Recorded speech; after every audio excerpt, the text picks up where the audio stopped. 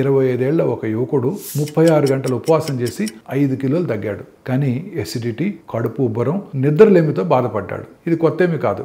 బాక్సర్లు, కుస్తీ వీరులు సంవత్సరాలుగా ఇలా చేస్తున్నారు. కానీ మీరు కూడా ఇలా చేస్తే ఏమవుతుందో ఇవాళ మనం తెలుసుకుందాం. బాక్సర్ లీ సెల్బీ ఒకసారి 5 నెలల్లో 19 కిలోలు తగ్గాడు. బరువు తగ్గడం కోసం వేడి నీటిలో స్నానాలు చేయడంతో అతని శరీరం బాగా నీరసించిపోయింది.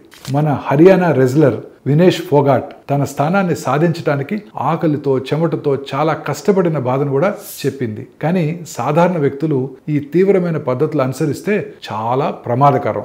మైకము, కడుపు సమస్యలు, నిద్రలేమి, మూత్రపిండాలపై ఒత్తిడి వంటివి కూడా ఎదురవుతుంటాయి. తాత్కాలికంగా బరువు తగ్గిన దీర్ఘకాలంలో ఇది చాలా హాని చేస్తుంది. క్లినికల్ గా సుస్థిరమైన ఉపవాస పద్ధతులు చాలా సురక్షితం. 16 గంటలు ఫాస్టింగ్, 8 గంటలు ఆహారం తీసుకోవటం, లేదా 5-2 ప్లాన్ అంటే 2 రోజులు తక్కువ క్యాలరీలు, 5 రోజులు సాధారణ ఆహారం, లేదా సింపుల్గా 12 నుండి 14 గంటలు రాత్రిపూట ఉపవాసం, అది సమతుల్య ఆహారంతో.